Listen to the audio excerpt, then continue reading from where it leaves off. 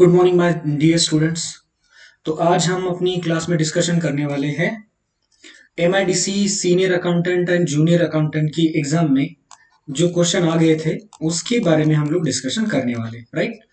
अभी जो एमआईडीसी का एग्जामिनेशन हुआ था 3 अप्रैल 2024 को एमआईडीसी का एग्जामिनेशन कंडक्ट किया गया था आईबीपीएस के द्वारा। और एमआईडीसी का जो मतलब पेपर स्ट्रक्चर है, जहाँ पे आप लोगों ने, अगर आप में से किसी ने एग्जाम दिया था तो आप लोगों को आइडिया होगा कि एक्चुअली यहाँ पर टोटल नंबर ऑफ क्वेश्चंस थे 100, है ना। अब इस 100 में से 50 नंबर ऑफ क्वेश्चन एक्चुअली आपके यूं कह सकते हो कि जीके का पेपर था, और बाकी जो 50 नंबर ऑफ क्वेश्चन थे ये थे अपनी प्रोफेशनल नॉलेज के लिए रिजर्व थे, राइट। और देखना, ये बताते हुए मुझे आप लोगों को बहुत खुशी हो रही है, ये पेपर एक्चुअली मैंने खुद अटेम्प्ट किया है ताकि आप लोगों को मैं ऑथेंटिकेट इन्फॉर्मेशन बता सकूं। इस पर्पज के लिए मैंने ये पेपर आप मतलब खुद अटेम्प्ट किया है। एमआईडीसी का पेपर मैंने खुद दिया था 3 अप्रैल को, अमरावती मेरा सेंटर था, तो वहां पर मैंने पेपर अटेम्प्ट किया है, राइट। चलिए, तो मोस्ट इंपॉर्टेंटली, तो सर एमआईडीसी में जो टेस्ट ऑफ प्रोफेशनल नॉलेज के पोर्शन के ऊपर जो जो क्वेश्चन आए थे, वो एग्जैक्ट क्वेश्चन तो लाइक मुझे तो छोड़ देना यार, किसी को भी याद होना संभव नहीं है। लेकिन यहां तक मैंने कोशिश करी है याद करने की, लाइक कौन कौन से टॉपिक के ऊपर क्वेश्चन थे, तो आज हम उसके बारे में डिस्कशन करने वाले हैं, ओके। और याद रखना, हमारा जो महावितरण का पेपर है वो भी कौन कंडक्ट करने वाला है बेटा, तो आईबीपीएस ही कंडक्ट करने वाला है। और एमआईडीसी का भी पेपर किसने कंडक्ट किया था, तो अगेन आईबीपीएस ने ही कंडक्ट किया था। तो ये मेरा लेक्चर रिकॉर्ड करने का इंटेंशन ये है कि आपको इसकी मदद से एटलीस्ट एक सेंट्रल आइडिया मिलना चाहिए कि हमें कौन कौन से चैप्टर्स के ऊपर फोकस करना चाहिए, मतलब हमारा फोकस्ड एरिया कौन सा होना चाहिए, राइट। ओके, तो चलो देखते हैं। हाँ, इसके पहले मैं आपको एक बहुत इंपॉर्टेंट बात बताना चाहता हूं।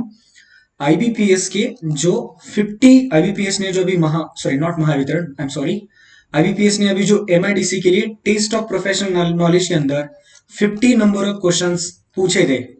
लेट मी टेल यू, इस 50 क्वेश्चन में से ना 17 क्वेश्चन अपनी टेस्ट सीरीज से एज इट इज है।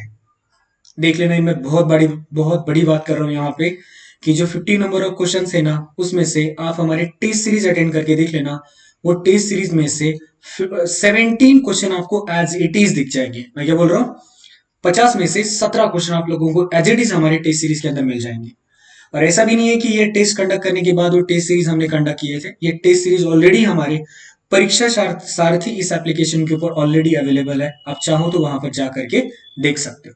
इसका मतलब एक तो पक्का बेटा कि अपनी जो टेस्ट सीरीज है ना, वो आईबीपीएस के लेवल पर 100% मैच करती है।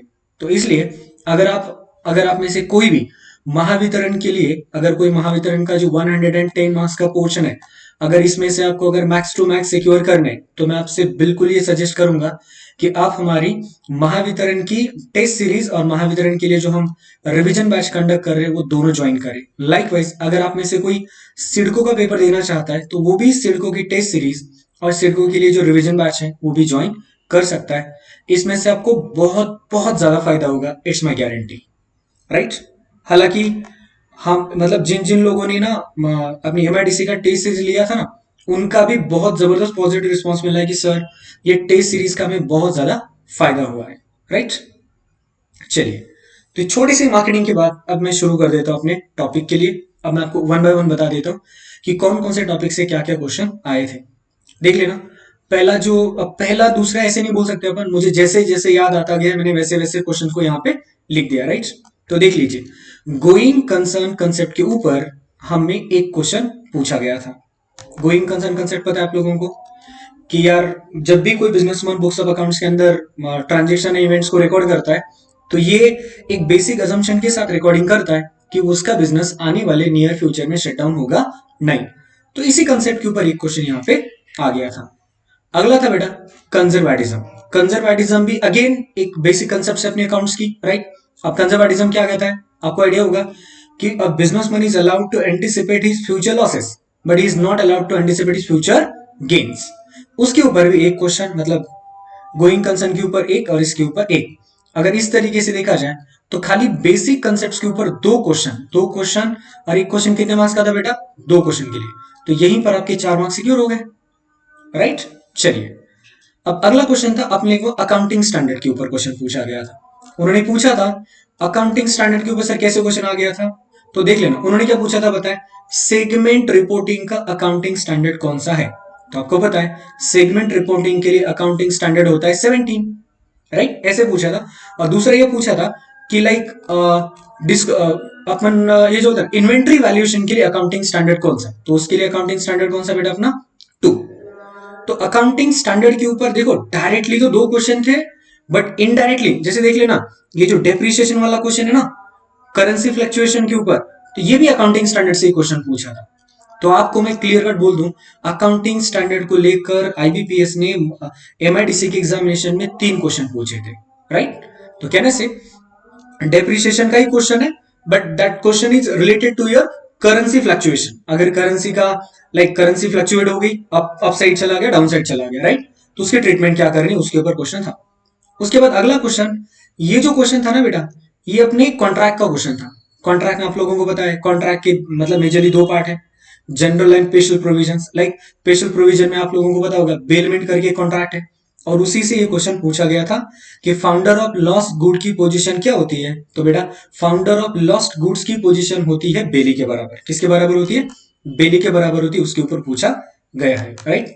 अब आगे चलो स्केड्यूल 2। अब सर ये कहां से पूछा गया था, तो बेटा ये क्वेश्चन पूछा गया था अपने को कॉर्पोरेट अकाउंट से। कहां से पूछा गया था, कॉर्पोरेट अकाउंट से पूछा गया था कि स्केड्यूल 2 में क्या है। स्केड्यूल 2 में क्या है सर, आप दो देख लेना। स्केड्यूल 3 के हिसाब से हम क्या बनाते हैं, बैलेंस शीट बनाते हैं, तो आप लोग देख लेना स्केड्यूल 2 में क्या है। ओके चलिए आगे क्या लिखा है, एजीएम का टाइम लिमिट क्या पूछा गया था बताए। अब एजीएम का टाइम लिमिट मतलब सर कौन सा पूछा था, तो यहाँ पे पूछा गया था first annual general meeting. Sir ये कहां से पूछा गया था, तो कंपनीज एक्ट के सेक्शन नंबर 96 से पूछा गया था। कहां से बेटा, सेक्शन नंबर 96 से क्वेश्चन पूछा गया था। ये पूछा था कि फर्स्ट एनुअल जनरल मीटिंग कितने टाइम पीरियड के अंदर कंडक्ट हो जाना चाहिए, तो उसका आंसर आता है within 9 months from closure of its first financial year, right. चलो अगला क्वेश्चन है, देखो यहाँ पे कॉन्ट्रैक्ट एक्ट से क्वेश्चन उन्होंने पूछा था, that is mistake of foreign loss के ऊपर। आपको पता है मिस्टेक ऑफ फॉरेन लॉस की वजह से कॉन्ट्रैक्ट का नेचर वाइड होता है। कॉन्ट्रैक्ट का नेचर क्या होता है बेटा, वाइड होता है।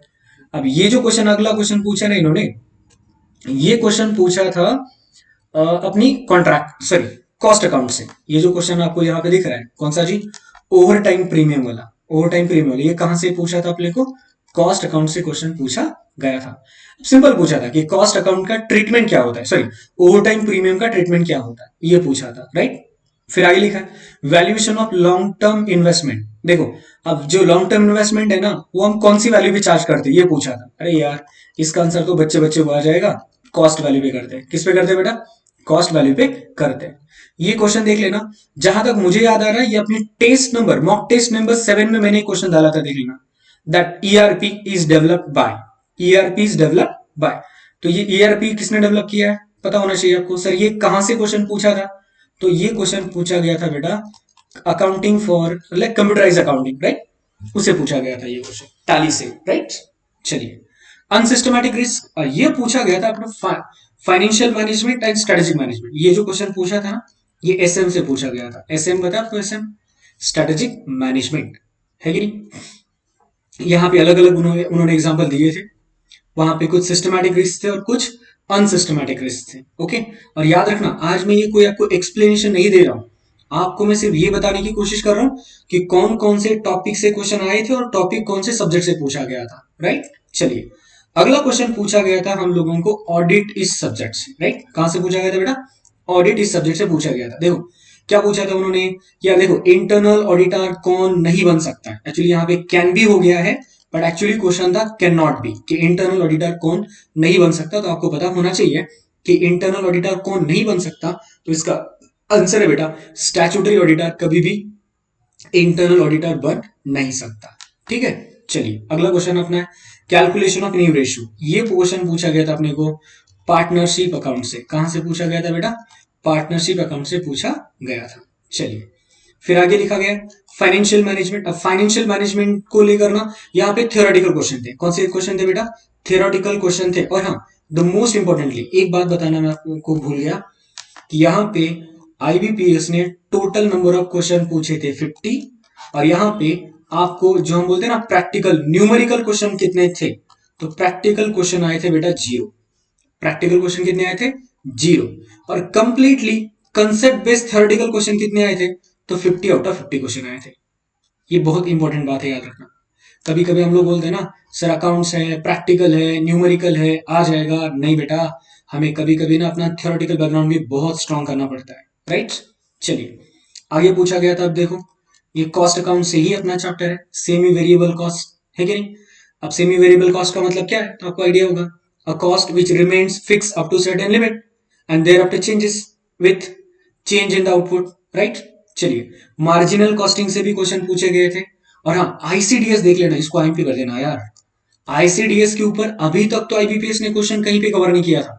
लेट मी टेल यू, नगर परिषद ने भी क्वेश्चन नहीं कवर किया था, बट एमआईडीसी वालों ने यहाँ पे क्वेश्चन पूछ लिया। स्पेसिफिकली आपको बताऊं, आईसीडीएस का पूछा था 8 वाला। आईसीडीएस 8 किसके साथ डील करता है? तो ये सिक्योरिटीज के साथ डील करता है। आईसीडीएस किसके साथ डील करता है? सिक्योरिटीज के साथ डील करता है। चलिए, very strange but important, insolvency and bank करप्सी code के ऊपर भी क्वेश्चन था कि क्रेडिटर लोगों का मीटिंग कितने टाइम पीरियड के अंदर हो जाता है। क्या पूछा था बेटा? क्रेडिटर लोगों का जो मीटिंग है वो कितने टाइम पीरियड के अंदर हो जाता है। याद रखना, insolvency and bank करप्सी code important है। शायद ये किसी भी यूनिवर्सिटी के अंदर बीकॉम में पढ़ाया नहीं जाता, बट बेटा ये चैप्टर आप लोगों को सीए एंटर और सीएस एग्जीक्यूटिव के स्टडी मटेरियल में मिल जाएगा। तो व्हाट आई विल सजेस्ट कि आप लोगों को सिर्फ बीकॉम का नहीं, सीए एंटर और सीएस एग्जीक्यूटिव का भी स्टडी मटेरियल आप लोगों को रेफर करना चाहिए, राइट। चलिए, सीपीएम क्रिटिकल पाथ मेथड, आप लोगों को पता है ना, कम्युनिकेशन एंड मैनेजमेंट, मैनेजमेंट एक थ्योरेटिकल सब्जेक्ट है, वहां से ये क्वेश्चन पूछा था क्रिटिकल पाथ मेथड का, राइट। चलिए, अब ये पूछा था अपने को, अगर हम लोग बैंक में पैसा जमा करते हैं तो बैंक का credit balance that means what, कि हमने लाइक ये बैंक का ओवरड्राफ्ट है, बैंक में डिपॉजिट है, क्या है। सिंपल क्वेश्चन था, ये आ गया था। अब ये क्वेश्चन हम लोगों को पूछा था कॉर्पोरेट अकाउंट से। कहां से पूछा था बेटा? कॉर्पोरेट अकाउंट से ये क्वेश्चन पूछा गया था, राइट। चलिए, पुलिंग इंटरेस्ट मेथड, राइट। उसका आंसर होना चाहिए था, मतलब वहां पे आंसर था, अगर किसी ने दिया है तो उसको कहां से एडजस्ट करते हैं, तो हम जनरल रिजर्व से एडजस्ट करते हैं, उसका अल्टीमेट आंसर था। चलिए, आगे क्या लिखा है? मैनेजमेंट अकाउंटिंग कंपलसरी है, मैंडेटरी है, क्या है? इतना सिंपल क्वेश्चन था ये, ओके। मैनेजमेंट अकाउंटिंग का नेचर है, कंपलसरी है कि ऑप्शनल है, ऐसा एक क्वेश्चन पूछा गया था, राइट। आगे क्या लिखा है? Maximum number of partners in case of trading, trading partnership, कि भैया पार्टनरशिप, देखा ना ये क्वेश्चन कहां से था बेटा? अपना पार्टनरशिप एक्ट 1932 है ना, वहां से क्वेश्चन पूछा गया था। कितने होते हैं? लाइक 10 होते हैं, 20 होते हैं, 300 होते हैं मैक्सिमम पार्टनर, पता होना चाहिए आपको। बैंकिंग है तो 10 होते हैं, और ट्रेडिंग वाला बिजनेस है तो 20 पार्टनर्स होते हैं मैक्सिमम, राइट। चलिए, नोटिस ऑफ बोर्ड मीटिंग कितने दिन का दिया जाता है? 7 दिन का। ये कंपनी लॉ से क्वेश्चन पूछा गया था। One more question from contract act, कहां से बेटा? देखो आप लोग नोटिस कर रहे हो क्या, कॉन्ट्रैक्ट एक्ट बहुत इंपॉर्टेंट है। मैं क्या बोल रहा हूं बेटा? कॉन्ट्रैक्ट एक्ट 1872 बहुत इंपॉर्टेंट है। अभी तक कॉन्ट्रैक्ट एक्ट से ये मेरे ख्याल से तीसरा क्वेश्चन है कि नहीं? नोवेशन पूछा गया है, राइट। अब नोवेशन, रिसेशन, रेमिशन, ये वो चीजें हैं या फिर वो ये कंडीशन है जहां पे हम कॉन्ट्रैक्ट को परफॉर्म करने की रिक्वायरमेंट होती नहीं, राइट। चलिए, ट्रांसफर ऑफ टाइटल, ये पूछा गया था आपको sale of goods act, sale of goods act 1930 से क्वेश्चन पूछ लिया था उन्होंने। कैसे, वो कौन से डॉक्यूमेंट है जिससे हम document transfer, sorry title transfer होता है। टाइटल का मतलब होता है ओनरशिप ट्रांसफर होती है, राइट। चलिए, अगला क्वेश्चन बहुत सिंपल पूछा गया था, जो था बेस था ट्रायल बैलेंस के ऊपर, okay. Investment decision making, again ये थ्योरेटिकल क्वेश्चन था, ओके। सर जी ये क्वेश्चन कहां से था? इन्वेस्टमेंट, तो याद रखना ये था अपना फाइनेंशियल मैनेजमेंट से। कहां से था बेटा? Financial management. और एक क्वेश्चन आया था ब्रेक इवन पॉइंट, ये कहां से पूछा था सर? तो ये पूछा गया था बेटा आप लोगों को मार्जिनल कॉस्टिंग से। कहां से पूछा गया था? मार्जिनल कॉस्टिंग से पूछा गया था। रेशियो एनालिसिस के ऊपर एक क्वेश्चन था, जीएसटी के ऊपर 0 क्वेश्चन थे, इनकम टैक्स के ऊपर 0 क्वेश्चन थे, और यहाँ ये कॉस्ट की जगह पे प्लीज यहाँ पे थोड़ा करेक्शन कर लेना। ये क्या है बेटा? कॉर्पोरेट अकाउंट के ऊपर जो मिसलेनियस चैप्टर है, जैसे कि कंपनी फाइनल अकाउंट्स है, प्री एंड पोस्ट इनकॉर्पोरेशन है, कंसोलिडेटेड फाइनेंशियल स्टेटमेंट है, इसके ऊपर मोरलेस कितने क्वेश्चन आए थे बेटा? 4 क्वेश्चन आए थे, ठीक है। चलिए, तो देख लेना, मैंने क्योंकि ये एग्जाम मैंने खुद दिया था, तो जितने एग्जाम मतलब जितने क्वेश्चंस मैं मेमोराइज कर पाया वो सारे के सारे मैंने यहाँ पर आप लोगों को बता दिए हैं। इन फ्यूचर अगर समझो मुझे और भी क्वेश्चन याद आते हैं कि सर अडॉन ये भी क्वेश्चन आया था, तो मैं आप लोगों को रेगुलर बैचेस में और हो सके तो अपनी ऑनलाइन बैच के अंदर मैं कवर करके दे दूंगा। ठीक है ना? चलिए, दैट्स इट।